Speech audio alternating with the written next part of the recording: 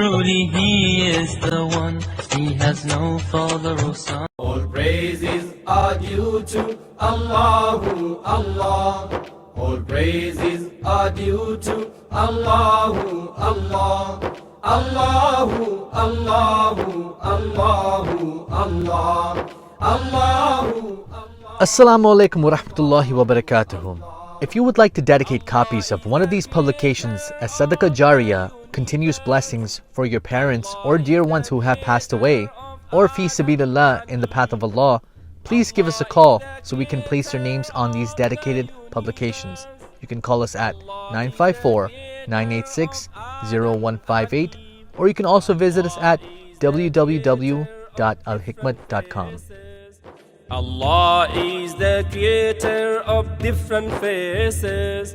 Allah is the creator of all races. Allahu, Allahu, Allahu, Allah. Royal Bengal Trading, importer, exporter, wholesaler of Bangladeshi Indo-Pak groceries and spices. We specialize in various authentic Indian masalas, juices, flours, rices, and spices.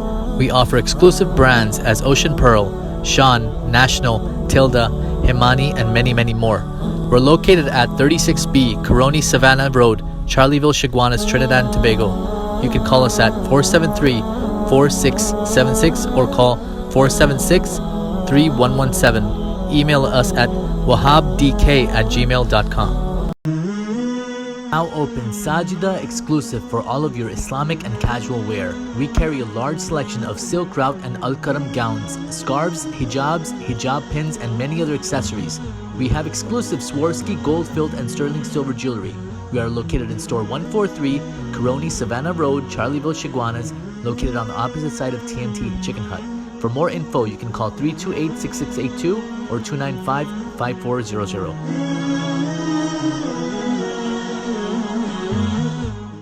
Since 9/11, there has been a great fear of Islam. We need Muslims, I always say, to speak up in this country. Much of our Islamic community is perceived to be insular. Most Americans have never met a Muslim or are not aware of having met a Muslim. Most people don't have enough education in terms of what the entirety of Islam represents. It's very easy to hate someone or to put stereotypes on people that you've never interacted with.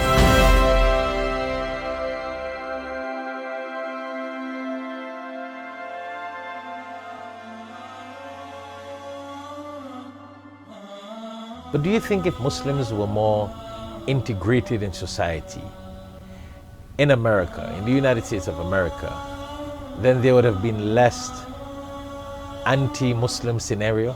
I think it's even more important that our clergy speak up. They are, after all, the moral force in our community. You see, the Islam that is celebrated is one which opens its doors. Having this type of dialogue in terms of a community outreach, or something that Muslims have to do is go out just like you do and inviting non-Muslims to the iftar.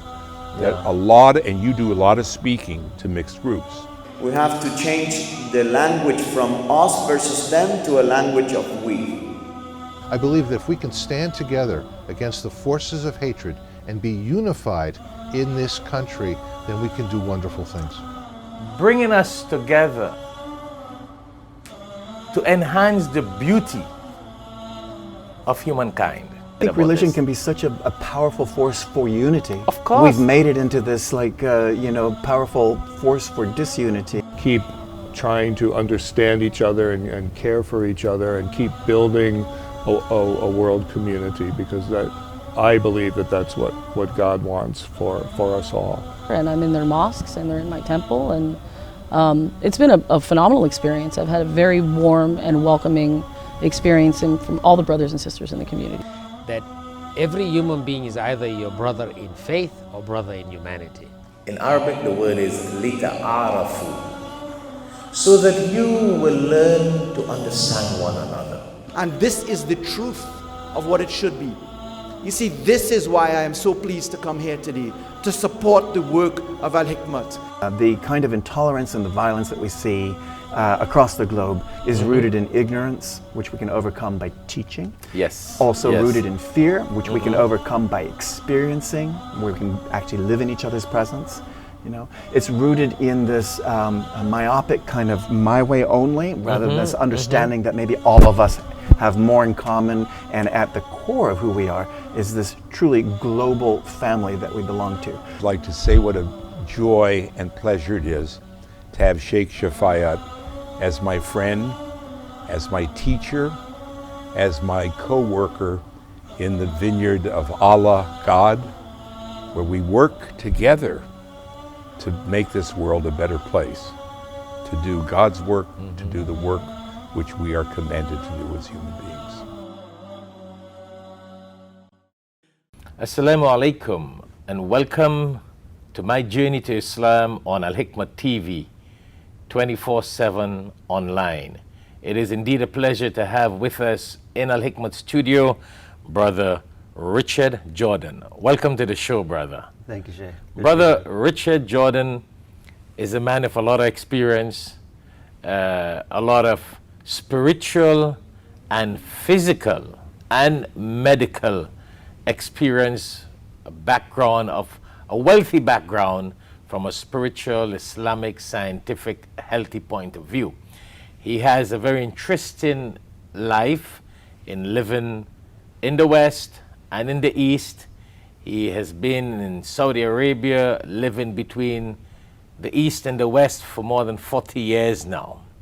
So, Brother Richard, because we're on the show, My Journey to Islam, we'd like you to share your experience, your journey to Islam, what motivated you to be a Muslim, how it all started, and then we'll talk a little bit about your career and your holistic health consultancy, a little bit of modern day health science, some of the benefits of holistic consultancy and holistic health treatment, etc., for everyone, because health is something that is really for human beings and everybody else. So from an Islamic perspective, from a healthy perspective, we will share all of that. So let us know, on our viewers, you know, we got viewers all over the world, east, west, north, and south.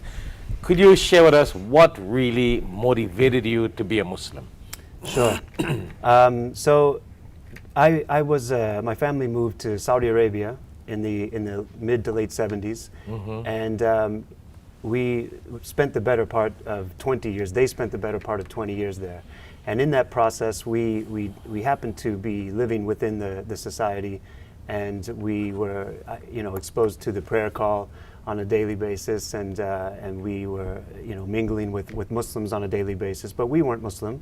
We originally come from Missouri, and have been there for probably in the middle of the United States for a couple of centuries. So in those days, you're from a place where you probably haven't been seeing Muslims. Definitely not. When my family when they were offered a job in the mid to late 70s to go to Saudi Arabia, they had never heard of the place at that time.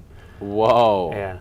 So. And Missouri in those days, I mean, out in the wilderness there. And they're not from big cities; they're from small towns. Okay. And just as a backstory too, my family, we trace ourselves back to the mid 16 mid 1600s coming to the United States. So we've been here a while. So we come from a Christian background, and you know, as is typical, you get a job in Saudi Arabia. It's usually a 2-year contract. In what field? My father is an electrical engineer by education. He went and worked in mostly the construction industry, the electromechanical side. Okay. So, but those 2-year contracts, if you like it, and if and you're valuable to them, you end up getting extensions and extensions and extensions. So basically, a 2-decade run for my family ensued after that. So, and I suppose they made a lot of money in Saudi Arabia. Alhamdulillah, inshallah. Mashallah.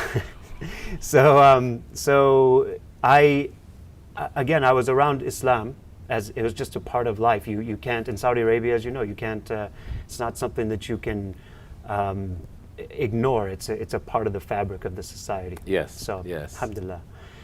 So and especially those days, in comparison to now. Probably. Because I'm sure that Saudi Arabia in those days when your father went there would have been a different picture to nowadays. That is very true. I mean, by the technology and Definitely. the roads and the cars, absolutely, and the lifestyle. There was one channel on TV, Channel 2, Saudi Channel 2. That was it. Now you have full access to everything. And you'd have still had camels walking the main streets. Not so much. Not so much then. You'd see them outside. You didn't have to go far to see them. Yes, but you know, we had. It was fairly modern after the oil embargo, King Faisal's oil embargo that happened in the mid 70s. As soon as that ended and the prices of barrels shot up, the money that flooded into Saudi Arabia changed the society very fast. Okay. So okay. it was more modern than most people probably imagine, but it was also there were some aspects that weren't modern, certainly compared to now. Now you wouldn't necessarily recognize that you're anywhere else in the world other than a first world city, you know what I'm saying? When you go to Jeddah or Riyadh or Dammam. So anyways, but Islam, even now, but certainly as you said, more then was a part of the daily life. Of course, yeah. Whether you're Muslim or not, you're going to hear the prayer call. You're going to the businesses are going to close for prayer. You are going to hear people say, Islamic phrases in their daily words that they're speaking when they're interacting with you. So it was just a part of the life, and I didn't really know any better, although I wasn't Muslim. Well, I came to the United States, and I went to an all-boys Catholic high school. While my family was in Saudi Arabia. In Missouri? Yes. Okay. In St. Louis, Missouri. Okay. And you know how this goes. I think I was more interested in the religion classes than some of the born Catholic students. They're just oh, here we go again. Some of them, not all of them, but yes, I was gobbling it up. I was interested in hearing about this subject because I didn't grow up hearing about Christianity much being in Saudi Arabia. So I found that I was always fascinated by spiritual subjects and by religion in general. I came to FIU after that, moved to Miami, by the way, for no reason other than my parents chose Miami as their U.S. base because the weather. So while they were living in Saudi Arabia, you moved to Miami. They bought study. a house. They bought a house in Miami and made it their U.S. home base. Okay. Yeah, because the weather is almost just like Jeddah, Saudi Arabia. Yes. So other than the rain. Miami is a blessed weather. Alhamdulillah. It's the weather is blessed all over. Definitely. But let's say, in our human eyes. Yes. It's an all-season weather here. Yes. So I went to Florida International University, and I was visiting Saudi Arabia, summers and winters. My family they were in Jeddah, my parents. And at that time, I was 18 years old and very hyper interested in spiritual matters. Interesting. And I started picking up books by the late Ahmed Didat, rahimahullah, and various others. I started reading about Aqidah and what is Islam.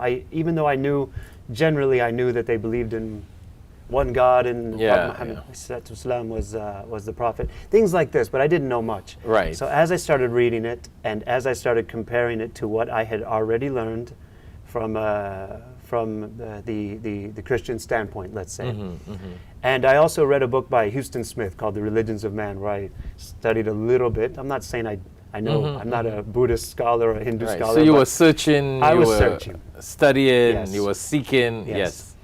And what made sense to me from a practical level, what made sense to me was Islam. But I also, in Saudi Arabia, I started to reflect on why Allah put my family on this journey. How do you go from a couple hundred years in small town America, and then by destiny you end up Subhanallah. in a place where you're going to be exposed to Islam, and culturally there might be things that you can question, but really the people were very nice to us, and it was appealing. Exactly what we talk about, us not understanding God's plan. He has better plans. You had no clue in the world that your dad is going to go to Saudi Arabia to work, a whole different mission, and look at what it did. It opened this world of Islam into your life. Certainly, alhamdulillah.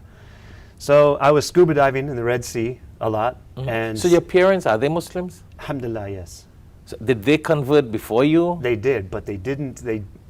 For whatever reason, they made the decision to say the Shahada and become Muslim, but they let my sister and I choose for ourselves what we wanted to do. They didn't force you into what you wanted to choose. They told us this is what we're doing. And, Excellent. And I was young at the time. So of course that had an influence on me. Definitely. Yeah. Looking at your parents, your model. Yes, sure. But I know it's unusual. Most people, when people convert to Islam, usually they kind of, with the fervor, they go all out. I'm not saying my parents didn't, but yes, they want to change the cats and the dogs and everybody. Yeah. So, but they didn't with us, and I actually respect that. I'm not saying that I wouldn't, if I converted now, I wouldn't do. Maybe I would do something different with my kids. It's not for me to judge why they did what they did, but they let me explore for myself. Interesting. Well, they did the Islamic thing. They are converted to Islam. They lived the right life, and you looked at their lifestyle, and that assisted in making your decision. I would definitely assume that. Sure. So I know this is an odd story, but I was before we get into diving into the Red Sea. Did the Arab style, I mean, I know you live in Saudi Arabia even till today. I'm still there. And you're between Saudi and the United States. But did their culture, so two things we have, their culture and their Islamic lifestyle.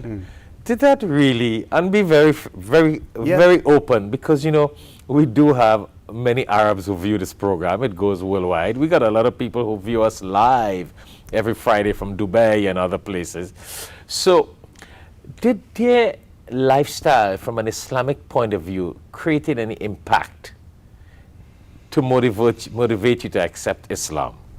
And I want to be honest, because we do hear a lot of times, and you hear a lot of people who convert to Islam, they will tell you most emphatically, it was by reading the Quran, studying the life of the Prophet Muhammad, peace be upon him.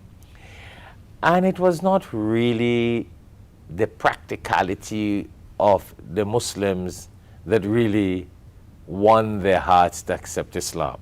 Are you getting the point? Sure.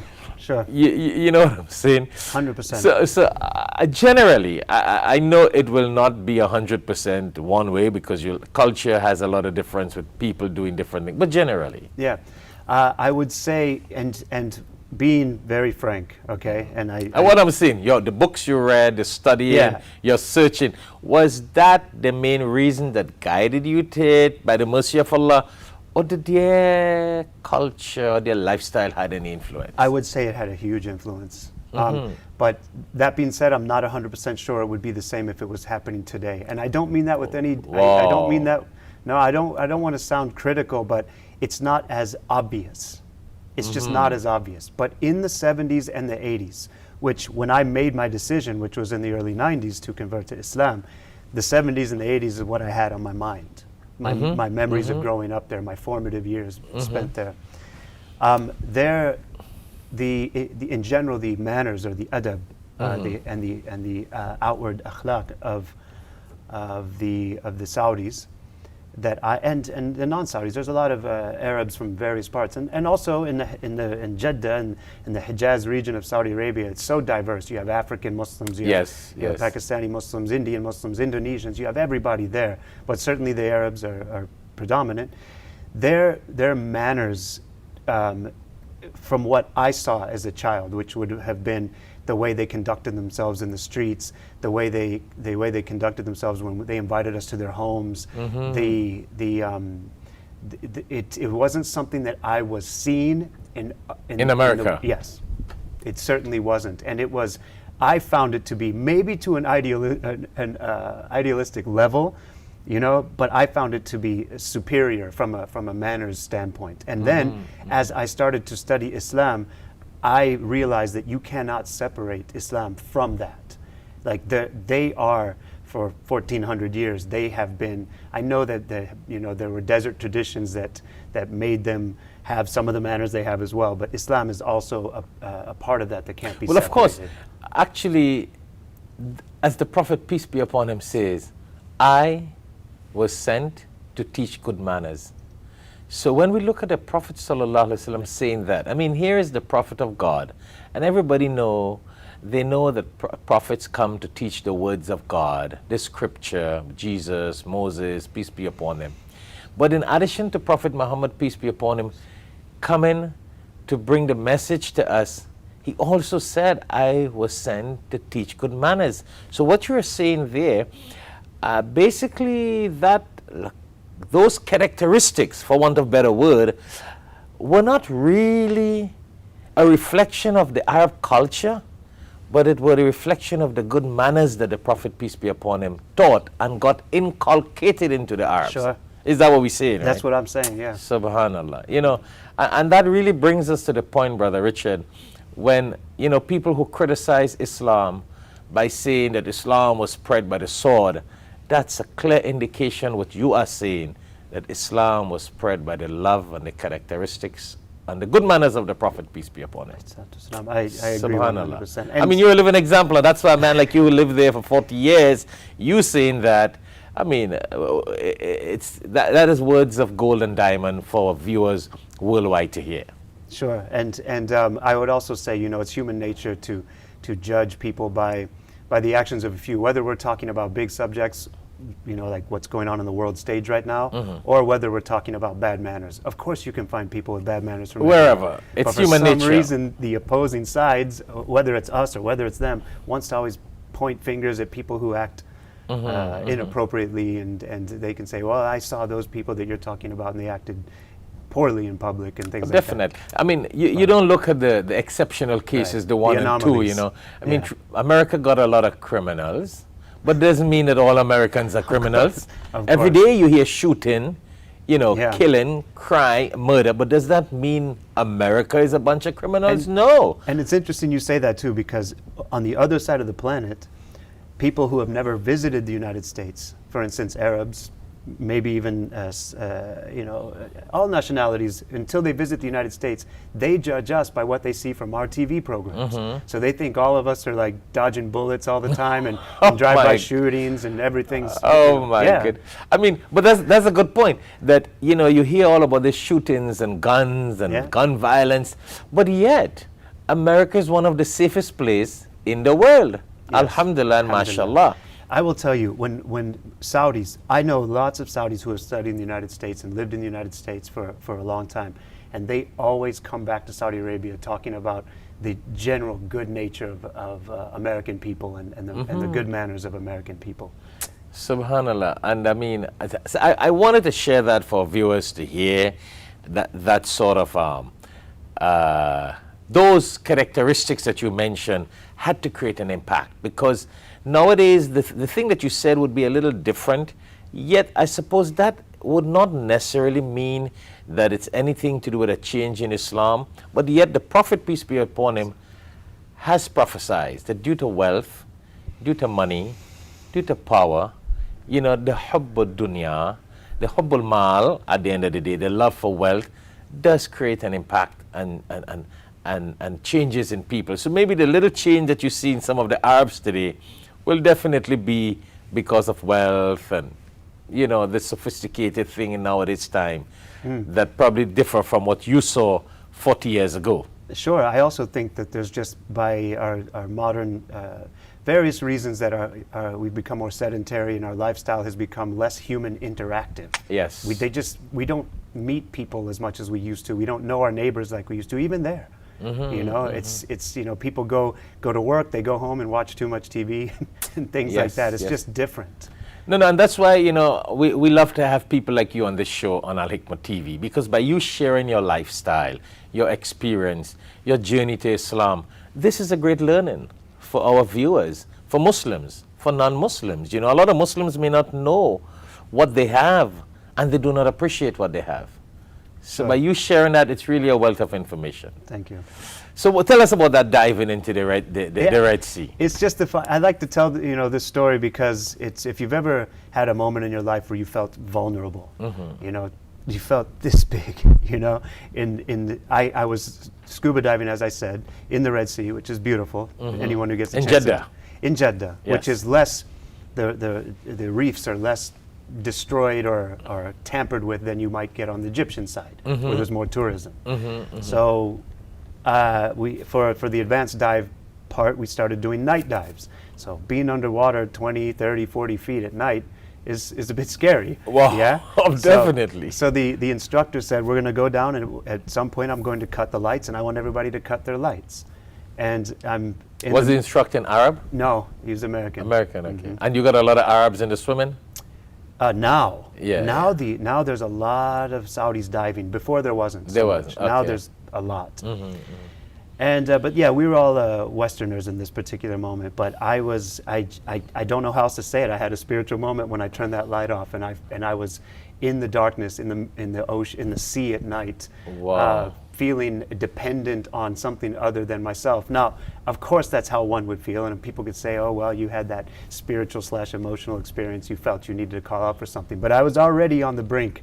I knew I was waiting to make the decision to embrace Islam. And at that moment, I was like thinking to myself, I know I always need Allah. It's not when I'm in this kind of terrifying moment, but that terrifying moment made me say to myself in my heart the Shahada, 40 feet under the sea. So when the physical light disappeared 40 feet beneath the sea, the spiritual light opened up. That's what happens. Wow, that's what happens. That is a deep philosophy, yeah? Wow. If people were to, again, like we were talking about too much TV and too much stimulation, if you were to cut out the stimulation that your senses are always receiving, something else opens up. Of course, because Allahu Akbar, you're right. Down there, the spiritual vision, the spiritual light, you got that hidayah call right there. That's what it felt like. So that's when the impact came. Also, you did say the Shahada. I said the Shahada to myself later. 40 feet beneath the sea. Yeah. Allahu Akbar. That's interesting. It was a beautiful moment, really. It was, and that was in 94, maybe 95. I don't remember now when, but 94, 95.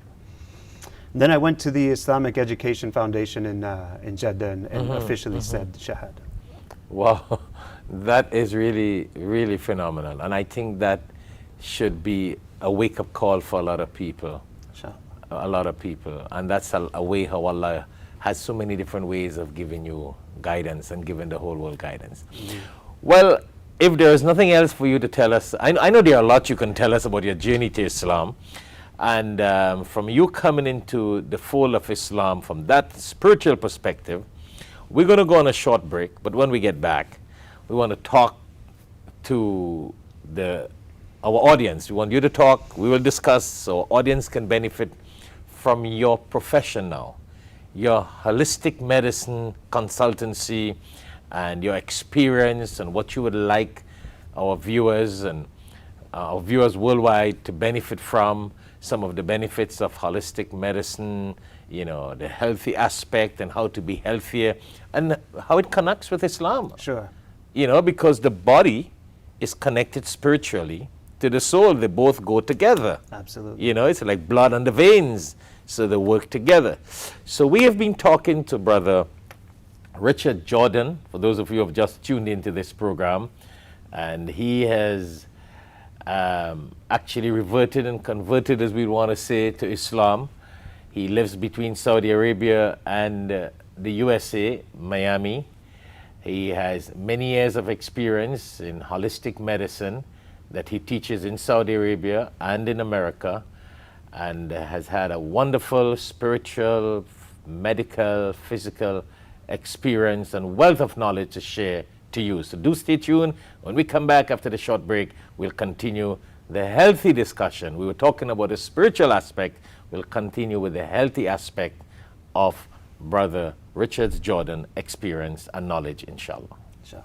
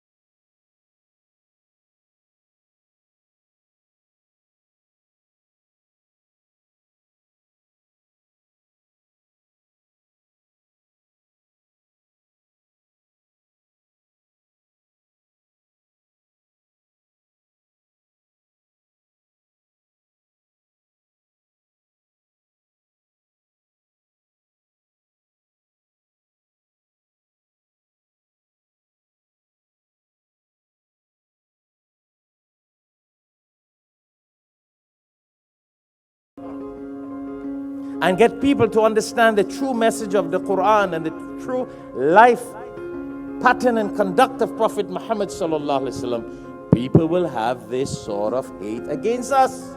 But the world has 1.5 billion Muslims, beautiful masjids. Muslims got everything, but yet you got a lot of haters, and you got a man shooting people on March 15th in New Zealand. These buildings and these schools did not stop that. We got to spread the message to eradicate that hate and that misunderstanding against Islam and Muslims in the world. The beautiful buildings won't do that. Assalamu alaikum. Allah gives hikmat, wisdom, to whomsoever He wills. And whomsoever is given wisdom is certainly given a lot of good. Only the people of understanding will benefit from the reminder. Tune in to Al-Hikmah TV for khutbahs, lectures, and Islamic reminders. Assalamu alaikum wa rahmatullahi wa barakatuh. Welcome back to my journey to Islam on Al-Hikmah TV 24/7 online. And again, it's a pleasure to have with us in Al-Hikmah studio Brother Richard Jordan. And those of you who have tuned in earlier, you remember we have been speaking to Brother Richard on his journey to Islam and how he came into the fold of Islam, being a man with a deep spiritual Christian background and searching religion and God, and Allah guided him to Islam. So now we want to talk to Brother Richard a little bit about his career, his profession, where he has a lot of experience in the holistic healthy world, if I would want to put it. Sure. So Brother Richard, tell us, what motivated you to go into holistic medicine? Well, for the last 15 to 20 years, actually all my life I've always been into fitness. Okay. Didn't necessarily know what I was doing, but I've always been into fitness and staying as energized as possible, which, by the way, is a byproduct of being more fit. You get more energy. Right? Yes, of course. So for the last 15 to 20 years in Miami, in South Florida, as well as other states, I worked for a company that specialized in spinal health and wellness. You know, of the back pain, neck pain, which, as you know, 80% of Americans, 80% of probably the world at this point is going to suffer from back or neck pain at some point in their life, right? So in that process, I obtained some certifications related to body mechanics. I like to be very humorous also. As you rightly said, a lot of people, how much did you say, 80%? 80%. Back pain and neck pain. And beside the physical aspect of back pain and neck pain, when you look at the lifestyle today and the way people live, everything has become a pain in the neck. So we need holistic medicine. Good. Absolutely. Absolutely. Anyhow. So biomechanics, body mechanics in the workplace, like how you move correctly in order to prevent injury, right? Wow. Which most, and I know some of these things are going to sound controversial to some people, but other people have studied enough online or have been connected to the holistic world of health to know that what I'm going to say is true, that the vast majority of back and neck pain is not genetic, and it's not from trauma, it's from prolonged poor postures. This is a fact. You know, there's no one really denying that, from the medical community to the physical therapists to really anyone, okay? Wow. So I was helping people with that aspect, because back pain is incapacitating. Once you have a back problem, it lays you out. You know what I mean? So, You know, as you talk, I want to do a little plugging, okay. from the Islamic point of view. You know, that's why the Prophet, peace be upon him, says we should live in this world like a traveler. Because if you keep moving, you automatically will get away from these regular program postures that people just sit in the office 24/7, 8 to 4, certain movements you're just stuck with. But if you travel and you move around and you keep on going, beside the regular gym exercise, Definitely. just naturally you see how Islam is so beautiful into our lifestyle? Absolutely. It says with absolutely. harakat, there's barakat. Barakah, With barakah, movement, barakah. there's There you Allah. go. Yes. Yeah. So it's funny what you said too just now too. I call it the other 23. The other 23 hours of the day are more important than that 1 hour you spend in the gym. So all these people, and the medical science shows that you can go to the gym and break yourself down like you've been run over by a bus by the time you leave. If you go sit for a 9 to 5 job and the majority of that time spent sitting, then you go home and watch TV sitting and commute for 2 hours a day sitting. If you do that, you unravel the benefits that you gained from the exercise from a metabolic standpoint. Wow. So on that And I hope our viewers are listening to this, because this is a spiritual and a very healthy conversation. Right. So I want to wrap that here. Right, and I want to circle back as to why it's spiritual in a second here, and you can Yes. back it up with better information maybe than I can, I'm sure. But 75% of all the chronic illnesses in the world, right? Heart disease, cancer, diabetes, and even we'll put back pain and neck pain into that. 75% of all the non-communicable, in other words, you didn't catch it. 75% of all the chronic illnesses that are plaguing mankind now are from lifestyle. And this is a fact, right? The medical community is admitting that. 75 cents of every dollar spent in the United States on healthcare is spent on diseases or conditions that were sort of I don't want to say inflicted, but I'm going to say it, by lifestyle. Okay? Of course. So that's why, and I'm going to interrupt you a little Yeah, bit, so you please. stick onto your spot where you're going to continue. Please, please. That's why when the presidents of the United States of America campaign, a lot of their discussion and conversation in campaigning is about health. Sure. And their big fight is over health. Yeah. What best health plan they can bring about for the people, because what you're saying is correct. 75% of people's concern is Maybe all about more. health. Maybe Yeah. more, you're right. Yeah. So when I started to realize all of this, and by the way, we could say that it's dietary. We could say that it's sedentary. We could say that it's poor sleep. It's all of it. Thus, the holistic nature of things. You cannot compartmentalize your health. You can't say I'm going to work out all the time but eat horribly. Or I'm going to eat really well but never move. I'm going to, you can't. It's a balance. You have to be balanced. And Yes. again, our religion, alhamdulillah, the deen has numerous hadiths and ayahs about this subject. And live in a balanced life. Definitely. Eat in balance, live in balance, everything, yeah. So, the sedentary part though, let's stick to that, because I want to send a message to the children. I want to Yes. send a message to the parents regarding the children. We are, the average time that children now are spending seated, right, per day is 10 to 14 hours. Okay, that's what's happened. It wasn't that way when I was growing up. I'm sure it wasn't that, that's No, not the not way at it all. was, right? Yeah. So we are starting to see physical imbalances in the way they walk, okay, as well as irregular spinal curvatures by the age of 6 years old, 7 years old in children. Why? Because up to kindergarten, they're running around. By first grade, they sit them down, the hip flexors begin to shorten, the hip extensors begin to lengthen, they're in a slouch posture, then they go home and the people put them on an iPad, you know what I'm saying? So this is causing, as like I said, 10 to 14 hours of sitting, and it's already causing musculoskeletal disorders in the kids, as well as an increase in type 2 diabetes in children. We're starting to see these things, and it's related to children's sedentary lives, which it's incumbent on the parents to change that. Yeah, right? yeah, of course. So the holistic model is mindset, nutrition, movement, and recovery. All of those have to be in balance. Hippocrates, the father of modern medicine, said, "Let food be thy medicine, let medicine be thy food." More people are concerned about what the side effects are on their medications versus what they're putting in their mouth and eating. Yes, and the foods these days are, we know all this, the preservatives, the additives, the refined sugars, the refined flours. But that being said, the message I also want to send is that there is no one-size-fits-all diet. There's no one-size-fits-all fitness program. There's no one-size-fits-all anything. For each person, there's a bio-individual need. So any industry that's trying to sell people a way to eat, a package for one bunch of people or one set of people, that you need to run from. Yes. The right way is that you need to have a relationship with your body and feel how you're feeling as a result of this food. That's why the Prophet, peace be upon him, was like, his system and his teachings and his characteristics, we learn that he used to eat when he was hungry. You don't eat extravagance.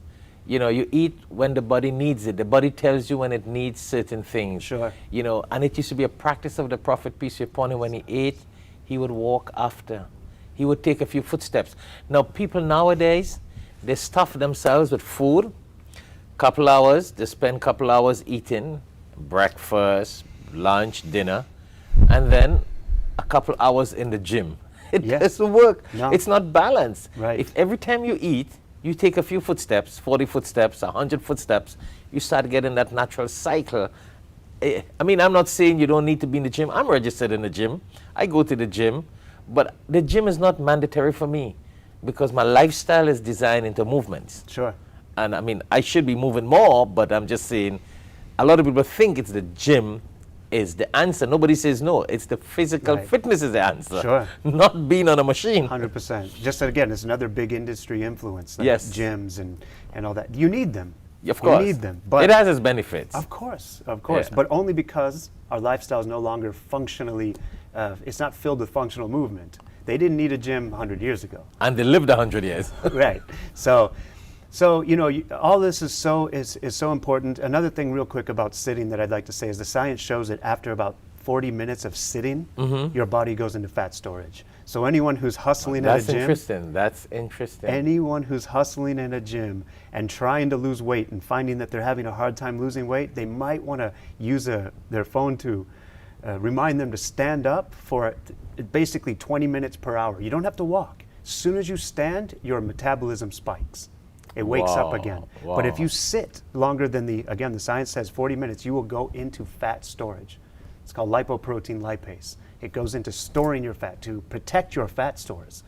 This subject we could maybe go into another time. It's a robust topic. You're talking and I'm thinking I need to have a show with you and talk with you on the global issues. We have another show on Al Hikmat TV called Global Issues. Sure. Just to talk about holistic medicine and some of these issues. We really need you to come back on the show. I would love to. It would be my honor to be here. Yes, we're going to do that. Let me say one thing about sleep, okay? Because if I were to tell people, if I do one of my seminars and somebody says, okay, you've told me I need to eat right, move right, and sleep right, and breathe right, you've told me all these things, I can't do all of them, which one would you, I'm just giving an extreme example, which one should I do? It would be sleep right. Sleep is the most anabolic, restorative force we have available to us. It's a medicine. It's literally free medicine. And your body repairs itself when you sleep. Your physical body and your cognitive functions. Your brain repairs itself when you sleep.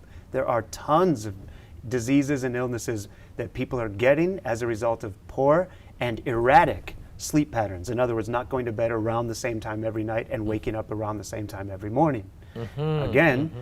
Allah made the night for our sleep and our rest. So is it correct to say that sleep helps to build your immune system? 100%. 100%. Yeah. Sleep burns calories.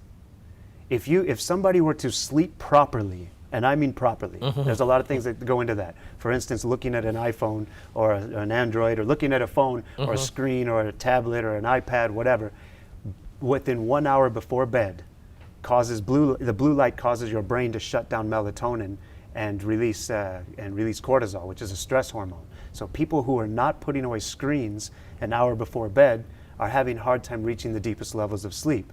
There's a lot of things that go into sleeping well and optimizing sleep. Wow. So if you do sleep well, your body will burn calories while you sleep. Maybe that's why when you get up from sleep, you're hungry. Perhaps. I mean, let's be very real. I mean, there's a whole natural cycle. Sure. So my mission, and you asked what I'm doing, basically I'm working in Saudi Arabia. We're doing corporate wellness initiatives, helping to lower healthcare costs in companies as well as raise productivity. So that's a good point. So this is what you do in Saudi Arabia? Yeah. Holistic medicine? Yeah, we would call it holistic consulting, functional medicine. I work with the team. It's the Consortium for Human Performance. Why do we call it human performance? Whether you are a super athlete or whether you're not an athlete and you're a housewife, you're just a regular person, it doesn't matter who you are. It doesn't matter. We all have good days and bad days. If you're healthier, you can make more good days. So do you also practice in the United States of America? Well, do you have a practice here? I don't. As you have in the Saudi? Any longer, I don't. I left 2 years ago to go to Saudi Arabia to work on these initiatives, and I come back to Miami, to South Florida quarterly. And I would like to start, I don't want to practice. In fact, I'd like to talk to you one time. Maybe we could do, if we could do a seminar in our Hikmat studio. Yeah. I would love to do it. Yeah, it would be really nice. And we will record it. It would be so, great. you know, I mean, social media is a big thing nowadays. And whatever you do and you educate, we can send it out viral, let the people benefit. Sure, we can do workshops and get people understanding, again, the mindset, nutrition, movement, recovery model. Wow. And how to optimize their health and just have more energy to apply to their tasks in their daily life. And most importantly for us, ibadah. Like, you know, you worship better. I know it's like people don't think about this. You worship better. You perform your physical worship as well as your mental worship better when you feel better. Yes. This is you do everything better. And for us, for Muslims, I mean, our purpose of being here is to worship Allah through our daily life, our daily. Yes, because it's a combination. Your soul and your body is a combination. Sure. If you have a weak body, your soul and your spiritual aspect cannot do so much. You cannot pray much. You cannot stand in long prayer. You know, you can't even do so much of ibadah as you would want to do. So you need that balance. Absolutely. And it's so important. Absolutely. So we can do some seminars on that. I like what you said about the sleep. You know, Allah in the Quran commands us to sleep. Yes. Sleep is not just a choice, you know. Yeah. Allah has designed sleep as He has created food for us to eat, and He has established sleep and made the night a way for us to rest so that we can earn in the day. Allahu Akbar. And people try to earn 24/7. We are the only living being that I know of that fights against sleep. We're strange in that way. We do everything possible to fight against going to sleep. You're so correct. And animals, they just go to sleep when they have to sleep. Absolutely. People need to know, and when we, inshallah, if we do a seminar, we'll do it on circadian rhythms. You know, every living being, whether it's a bacteria, a plant, a human, an elephant, every living being is tied to a 24-hour clock called the circadian clock. And if you sleep at night, you get the benefit of hormones that repair your muscles in your brain more than if you try to sleep. You know, people who unfortunately have shift work, they're not as healthy, even though they might sleep 6, 7, 8 hours. Or 12 hours. Yeah, maybe. But it's not about the quantity, it's about the quality of your sleep. And you cannot sleep with quality unless you are asleep. The science has proven that. Unless you are asleep as much as you can be between the hours of 10 p.m. and 6 a.m. You can't. No, I'm not saying you have to be asleep from 10 to 6. Yes, but you have to get a sweet spot in that zone. You have to. You know, it is so Quranic and so Sunnah when Allah says He has created a night to sleep, the day to earn. And when you look at the Prophet ﷺ, that's what he did. After Isha, he went to sleep. And he got up for tahajjud, he prayed, and he went back and took another hour or so and got up for Fajr Salah. So he got his 7-8 hours sleep. Sure. You know, that brings me to a hadith, Brother Richard. in which the Prophet, peace be upon him, and recently I gave a lecture on that. I don't know if they put it up on social medias yet, where I was sharing with the audience the perspective of the Prophet, peace be upon him, saying that we should share our day in 3 parts. 1/3 for ourselves, 1/3 for family, and 1/3 for direct ibadah. Now, 1/3 for Allah. Now, sleep, family, and Allah, and it's all ibadah. We know that. Sure. Everything is ibadah. But we're talking direct. So I was mentioning to them that 1/3, as you just mentioned it. You see, we need to have that's the connection. The 24 hours, 8 3s are 24. So 8 hours should really be devoted to sleeping. Yes. And that's the self that the Prophet, peace be upon him, said that we should have that sleep 8 hours in a day, that we should sleep. Sure. You know, even if we sleep 7 hours in the night and 1 after Dhuhr, midday, Yeah. whatever. Sunnah. And the other 8 hours should be our career, our family, our work, whatever it means for job, career. And the other 1/3, where you do Quran and Dawah and stand and pray, direct connection with Sure. Allah. But I thought of that when you mentioned the 8 hours or the 24-hour cycle. Yeah, it's beautiful. You know, the world, really, the people have not understood the Sunnah of the Prophet, peace be upon him. He was really a living miracle for the world. Huh? He, peace be upon him, he didn't like, as a Sunnah, he didn't like to speak. According to what we know, he didn't like to speak after Salat al-Isha. Of course. That was He discouraged that.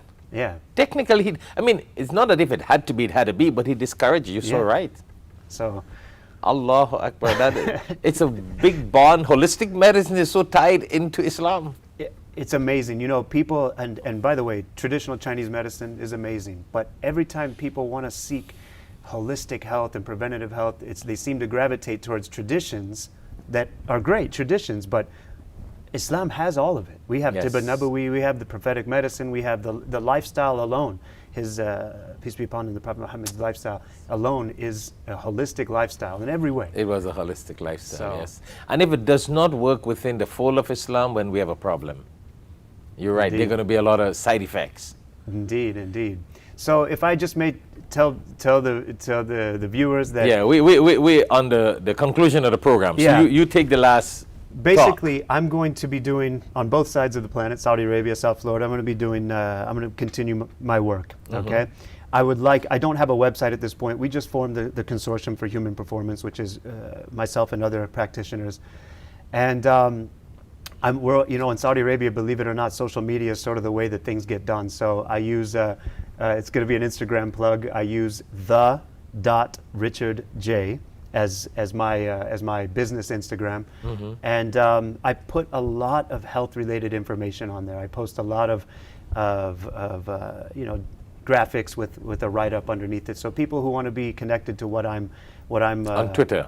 On Instagram. On Instagram, Yeah. okay. The.richardj is my Instagram. The.richardj. That's the Good. one. All So take a look at that, and we're about to start. I'll leave it unnamed for now, but on November 19th, we're about to start a corporate wellness initiative with one of the top 3 largest multinational consumer goods corporations in the world. And where that is? In Saudi? Jeddah, Saudi In Arabia. wow. So you'll see it on my Instagram. So when I come to Jeddah, I got to visit you. man. Please, I would. If I you have- don't, I might have to come and find you. No. We got to see you and meet you in Jeddah. Please. But you know what? We're going to talk to you. We would love you to do a special session here in Al Hikmat studio be an and honor. get an audience to come, have some questions and answers, Sure.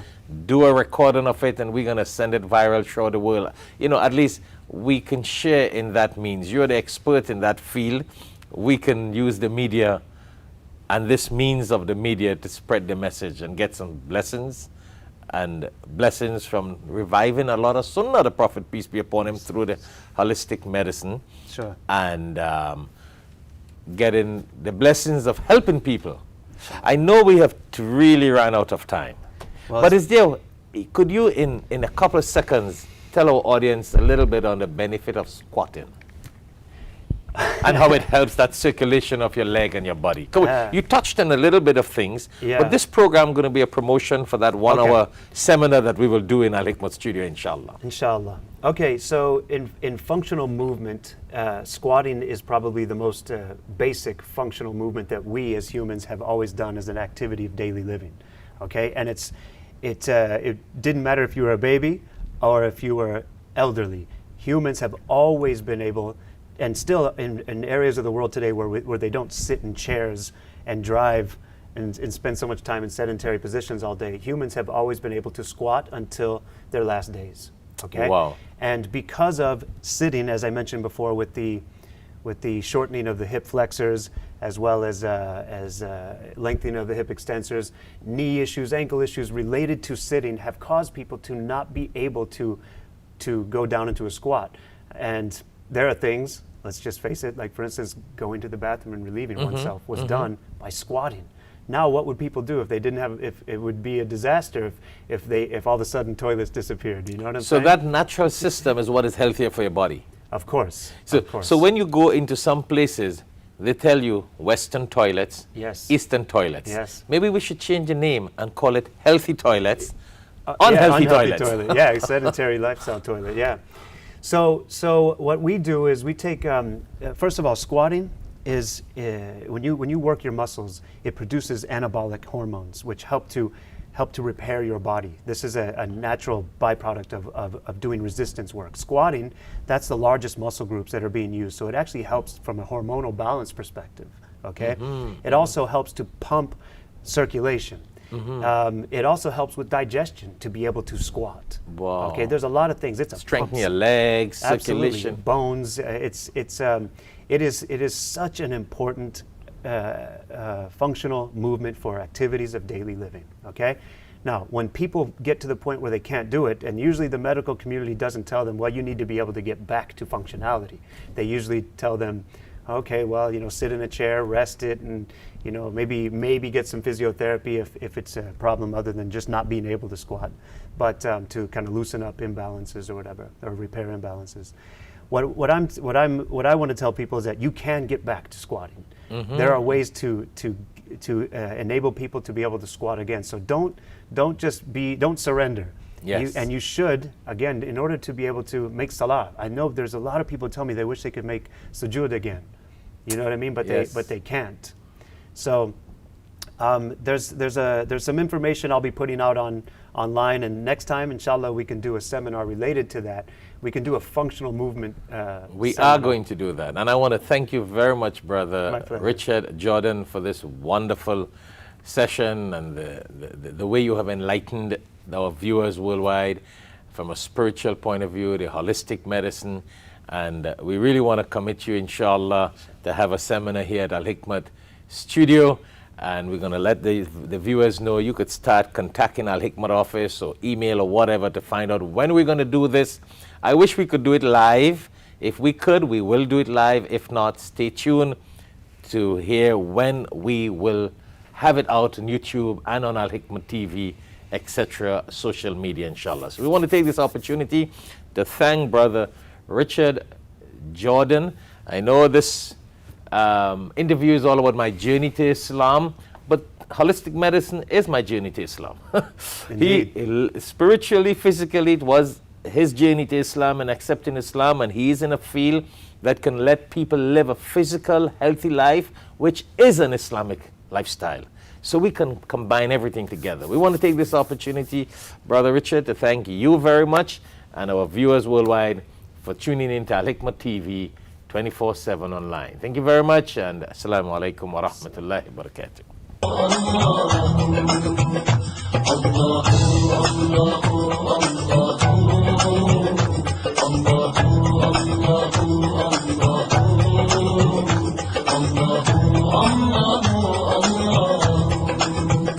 Truly he is the one, he has no father or son.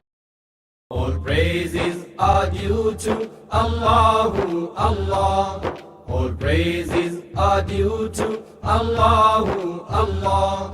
Allahu Allahu Allahu Allah. Allahu. Assalamu alaikum wa rahmatullahi wa barakatuhu. If you would like to dedicate copies of one of these publications as Sadaqah Jariyah, continuous blessings for your parents or dear ones who have passed away, or fi sabilillah, in the path of Allah, please give us a call so we can place your names on these dedicated publications.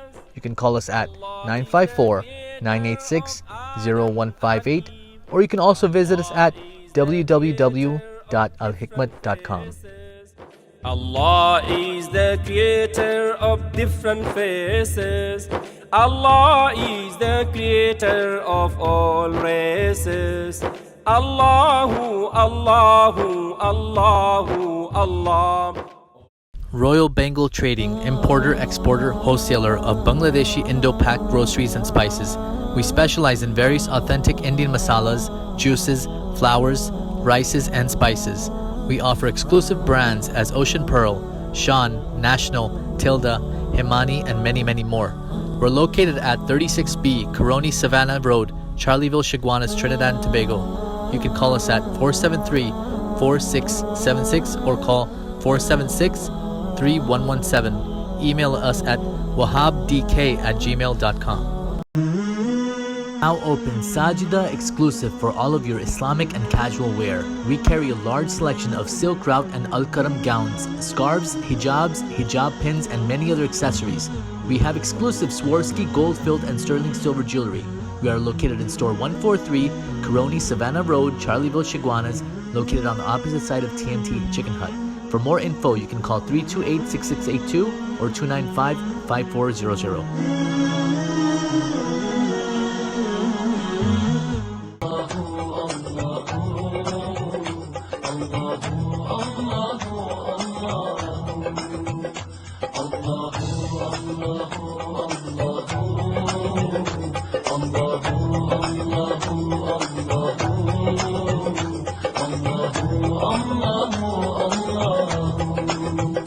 Truly he is the one, he has no father or son.